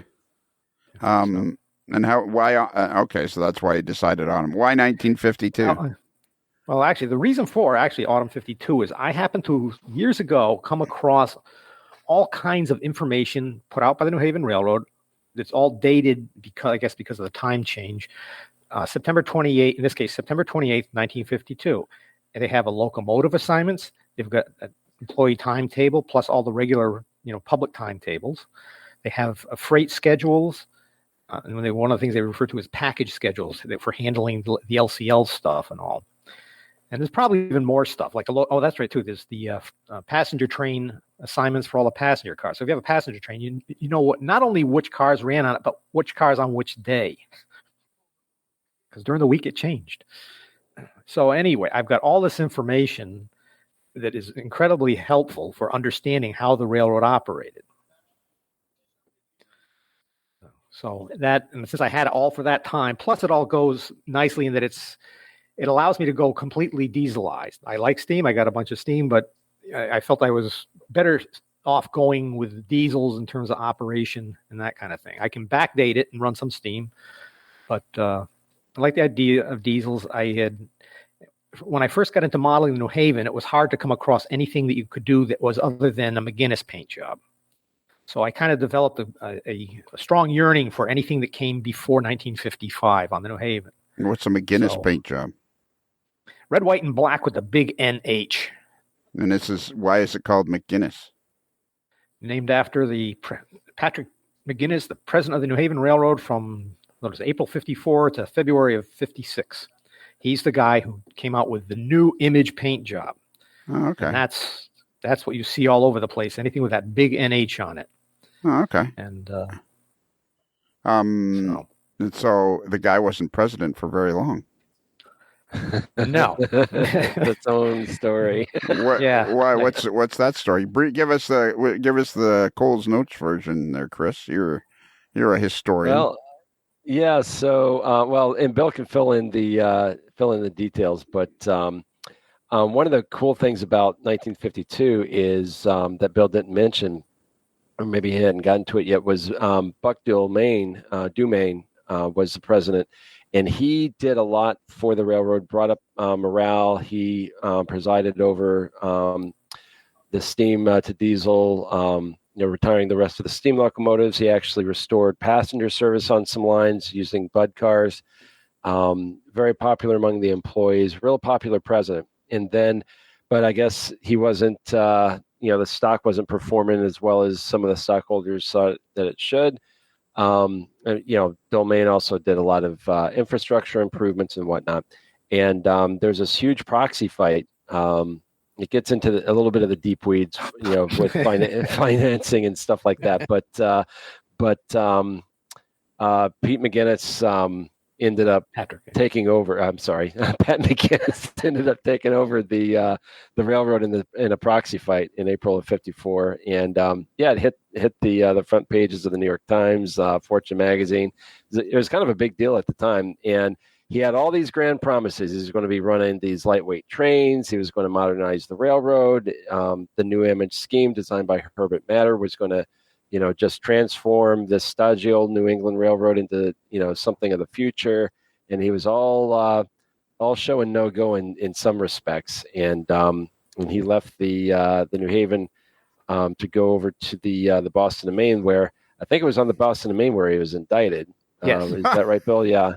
So he ended up, he played a little fast and loose with some of the some of the financial arrangements. I think there was some kickbacks involved or accused, and yeah, but the enduring legacy, really, other than wrecking the railroad, was the Herbert Matter designed paint scheme, which endured long after the New Haven Railroad was absorbed into the Penn Central in '68. The FL9s by Rapido Trains. Okay. Anyway, I guess it doesn't work. It doesn't work for me. Yeah. Sorry, but let me try the FL9s by Rapido Trains. You're fast track to model railroading fun. Rapido Trains, your fast track to model railroading fun. See, there we go. It's in the wrist. Yeah. Apparently we discovered something tonight that only works when I say it. Apparently. It's not like Pavlov's dog. Every time you hear a bell, I'm tuned to react to a certain voice in the There command. you go.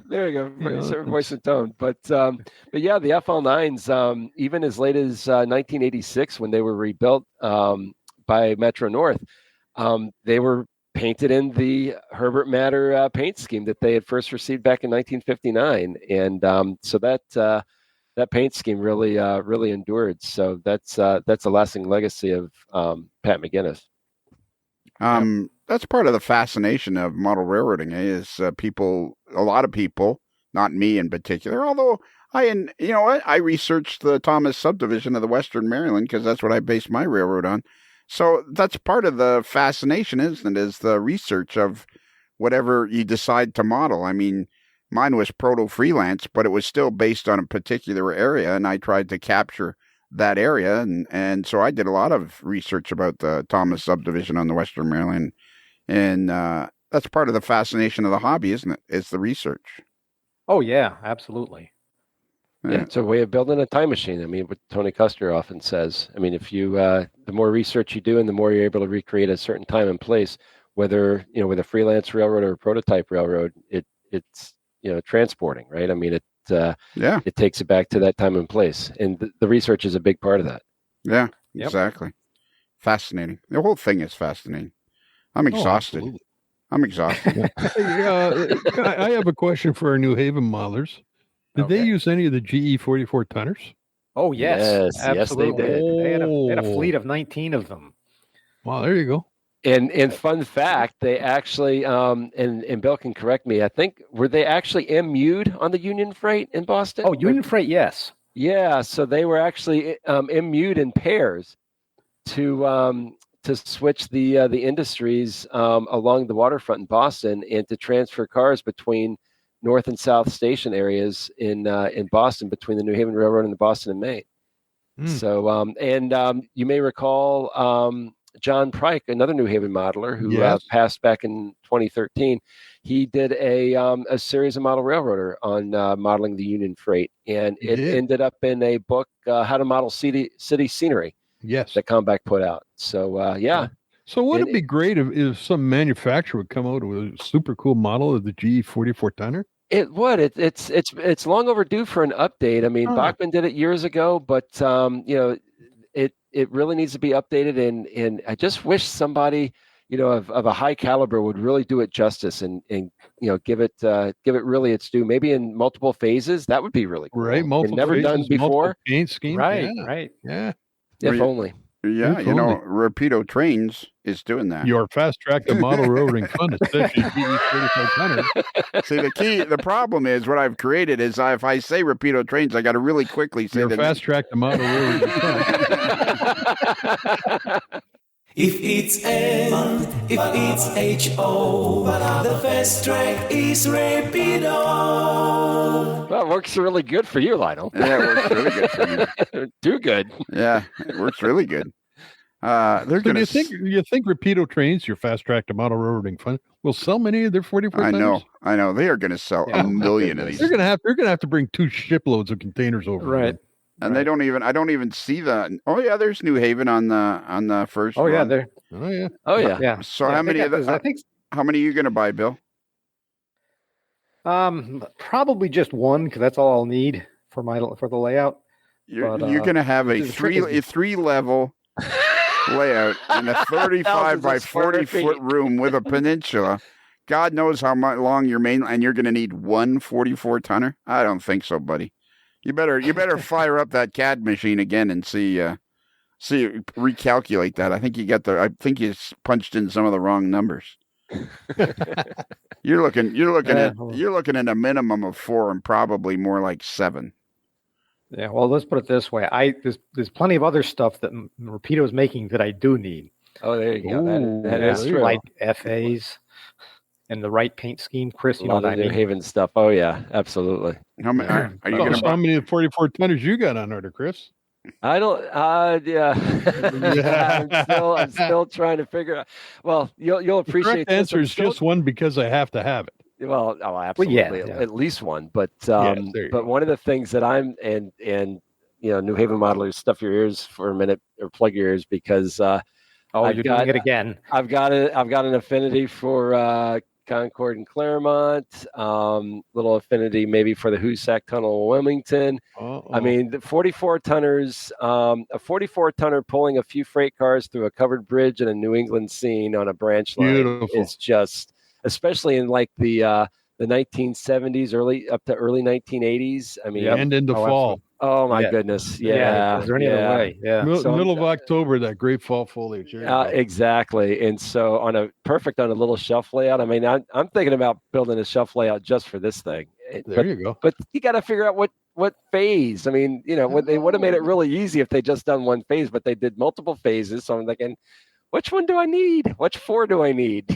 Yeah, well, it's research time. Yeah, exactly. And speaking of research, they produced 386 GE 44-ton switchers. So, what's the over-under as to whether or not Rapido can sell 10 times that many? Easy. I think so. Easy over. Yeah. Yeah, they've probably done that already. I don't see any of the undecorated ones with sound, though.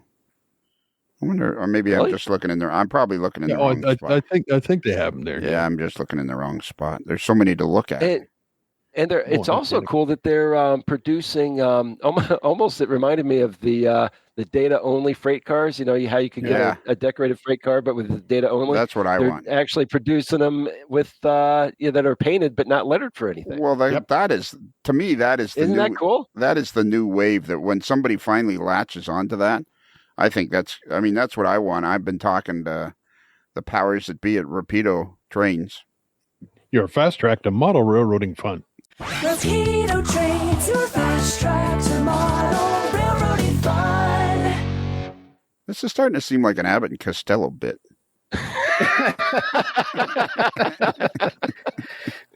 Third base. Yeah, who's on first? Yeah. What was I going to say? Can't remember now. Anyways, How great it is that they're just producing it with paint. Oh yeah, these cars. Yeah, I'd love to. I'm going to get some cars for my my ANLS without numbers, completely lettered except for the numbers, and then I'll put the numbers on myself, and maybe cool. and maybe offer them to the AML Nation. Oh, neat. Now that would be a very cool idea. It would be a cool idea, wouldn't it? It would be an extra. It'd be very cool. You should come up with that idea. I should come up. You should come up with that idea. There you go. I think it'd be great. I think it would be great. All right, I'm exhausted. I think we got to stop. We've run out of network time. It was fun. Been a lot of. Yeah, it was. I'd see, Chris. I told you he'd be interesting. Yeah, Chris. Yeah. Okay, there's that animosity again. Sorry. Yeah. Yeah. Well, Bill, keep working. I love what you said about the Facebook page makes you keep going. And now we've and Tom Jacobs is the watermark. I love that. Yep. Yes. That'll spur him on, which will spur everybody else on. I wonder if it's almost becoming like Tom Jacobs is like the power that drives the hobby. There you go. And he didn't even know it. Yeah. Yeah, exactly. He's the engine of model railroading. Yeah, especially when he's wearing his sombrero. Especially when he's the queso cowboy. Lately, every time I think of that, I always think of yours and my favorite movie, Chris, Cannonball Run. And when Dom DeLuise would be whatever he was, Chaos Man, Captain Chaos. Yes. Captain Chaos. That's a great. Oh my goodness, that is so hilarious. Every time he would come up with that costume. Yeah. Oh my goodness. Bruce, can you give out our email address? Yes, I can. Send us emails. We love to get emails. We love to read your emails, and we will get your emails on viewer mail. Not sure when, but they'll be there soon, sometime, maybe later, maybe sooner. We don't know. But send us an email, modelerslife@gmail.com. That's modelers with one L, modelerslife@gmail.com. And Bill, if you didn't catch that address, which I'm sure you were feverishly writing down, if you go to our website, amodelerslife.com, and you scroll down just a little bit and click on the picture of the moderately agitated mailboy in a particularly agitated state, then the email is filled out, and all you got to do is fill in the body of the text of the email you want to send us. There was too many emails. I was saying email too often there, and I was trying to come up with a different word. You're fascinating. Body of the communication. Yeah, the body. This is fascinating, Bill, to see you. Like, that's what we were talking about Facebook page, but that's what spurred me on to contacting him about being on the podcast. Was all of a sudden I started seeing all these pictures, and it was, posted on Facebook, and I'm thinking, man, I just had questions myself. I wanted to know what you were doing, where you were laying down the actual plan on the wood, and I was fascinated by that. So I thought, hey, let's do a podcast. That's the best part about this podcast now. I just have people can't really refuse to talk to me. I say, hey, can I talk to you about such and such? And they'll go, okay. And I'm like, and I get to have conversations with people where normally they'd say, don't bother me, kid. I'm busy. Yep. Now, it's really cool how you painted that. You got to have more pictures. You know what you're missing in all of these pictures is you need more pictures of where you've painted over this white, over the thing you filled it all in. Post some more pictures of that. Okay. It's kind of like using the scenery tool in Third Planet to draw your track plan. Yeah, because there's probably is. Like in all these pictures, there's barely any pictures of the board painted, and yet when you see it, there's this one picture. There's one sad picture on May 9th of it painted over on the half of it, shows half of it painted. You should do more pictures of that, because that's really actually a really slick idea. Yeah, it really is. It's very cool to see the buildings all painted in, and the roads and the grass and everything. You almost don't need scenery. Almost. I mean, for some people that were operating, that was their main thing wanted to get, because there's a guy in Kansas City, I can never remember his name, but he's famous for, he has this beautiful operating layout, and there's no scenery. And it's been that way for years. But people show up for operating sessions because the operation is great. And I mean, if he had done something like this where he just painted the way it should be, even that is a huge improvement over plywood. It really doesn't take that much. No. But and there's a place too. I've been wanting to, along with 1,000 other people. Every time I make a list I'll start making a list. Oh, I'll talk to this person. I'll talk to this person. I'll talk to this person. Before you know it, I got like 5 lists of people to talk to. Like, there's endless. Like, I was looking at a picture today of Chris Atkins, H.O. Sheridan, and everywhere west of the Pacific Ocean, and before you get to the Mississippi, Sheridan something or other. And he had posted a picture today, or recently, very recently. I'm typing now because I want to find it. Let's see what happens. H.O. Scale, Sheridan, and everywhere west. H.O. Scale, Sheridan, and everywhere west. Yeah. And he posted a picture today of all of this massive yard, and all the cars have waybills on them. Right. I saw that. Yep. And I'm thinking, man, I'd love to just talk to him for 15 minutes about that. And then I thought, well, because of the podcast, I can probably get him on here and talk to him just about that. And because there's so much to talk about. There's so many people. And your pictures caught my eye. And I thought, I got to talk to Bill. And then we'll invite Chris. And then, of course, we all had to fit our schedule around Chris's schedule. Oh, come on. And I appreciate it. Yeah, but why couldn't I had a very good suggestion earlier in the week you kind of blew me off a little bit when I said, why not schedule a bill that, model railroad podcasts supersede any other activities in the house. Oh, is that what that text was about? Yeah. Okay, I was trying to figure that out, and it unfortunately came at a very tough time at work. We'll just put it that way. And so I was just like, wait, what? Oh, okay. Can you have a bill passed allowing for podcast consideration? I'm like, what is he talking? And it's like, I don't know what he's talking about. So now, if you're talking about like podcast supersedence or some sort of podcast prevalence or something where a podcast would supersede statute or statutory work, there we go. Yeah. And then maybe I could slip that into the back of the big budget bill. Nobody needs that. That'd be funny. Here it is on Monday. I'm looking at it right now. Yeah, and it says, "Can you have a bill passed allowing for podcast consider?" What is there to think about that? That's pretty straightforward.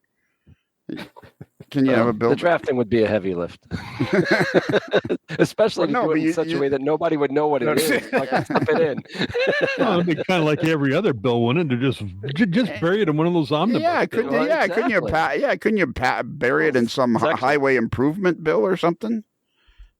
And then, actually, that would be a great place to put it. There you go. With all the bridge namings. Why am I coming up with all these ideas? What are you doing? Yeah, no, you're just brilliant. You're the lawyer. You're supposed to think about all this stuff, not me.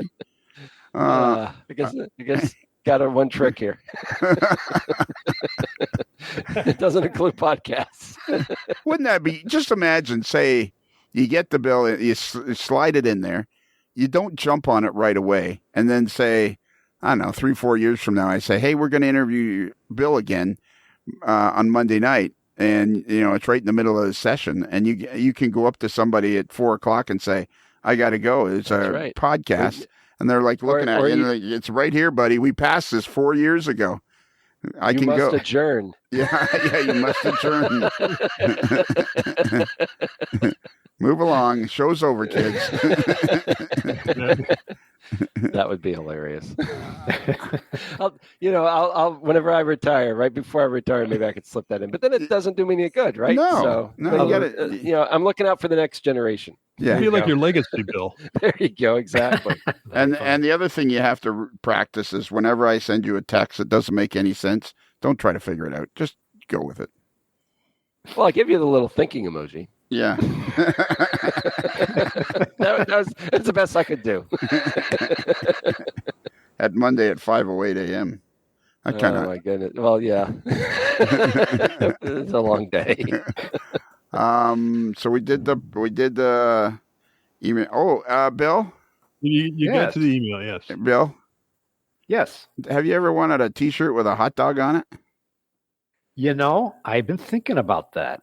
Well, if you go to Midwest Model Railroad, which is a good place to order all your model railroad supplies, including Rapido trains. Your fast track to model railroading fun. If it's N, if it's H-O, the fast track is Rapido. And you go on their menu bar, there's scroll across to other and click on that. And it'll drop down and it'll say AML shop. And in there's like hats, hoodies. It's a wonderland of AML merchandise.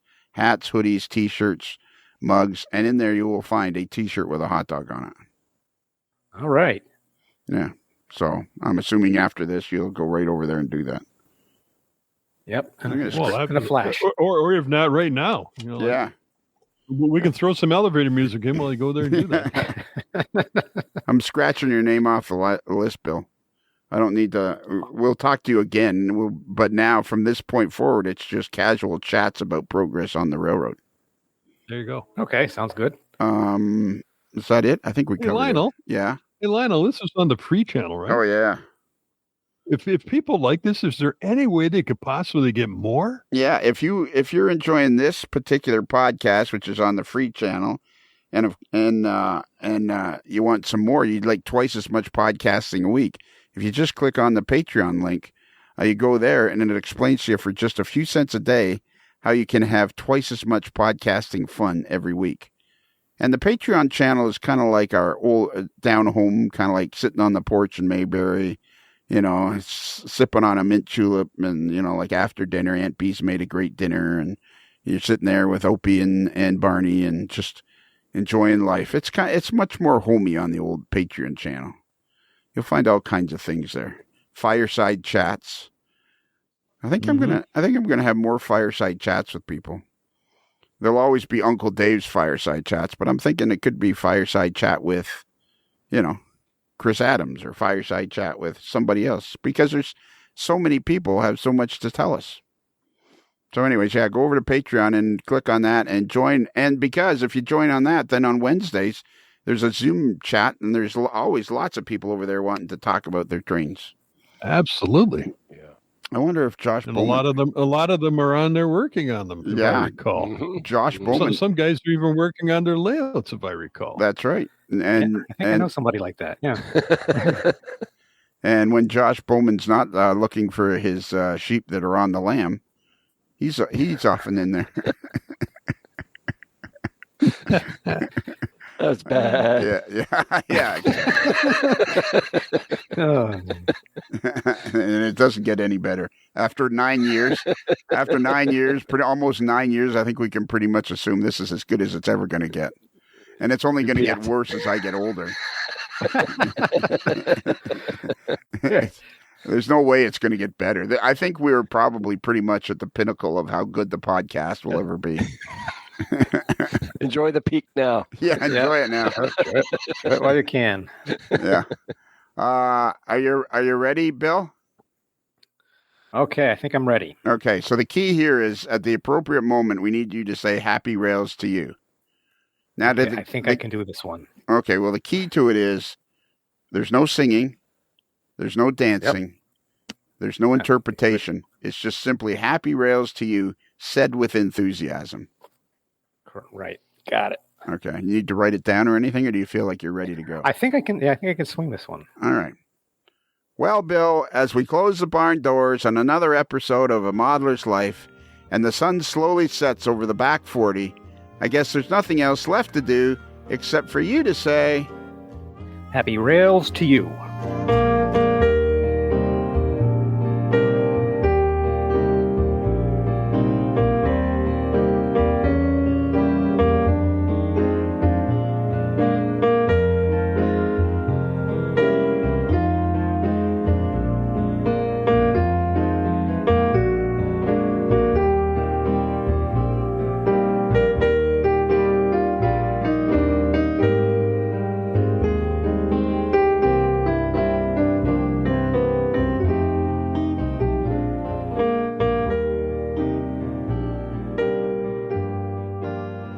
While in Busted Knuckle, guests of A Modeler's Life podcast stay at the Casa del Sol Motor Court and Inn, where late-night dancing at the Rumba Room is a magical event to be experienced. It's another Lincoln Homer.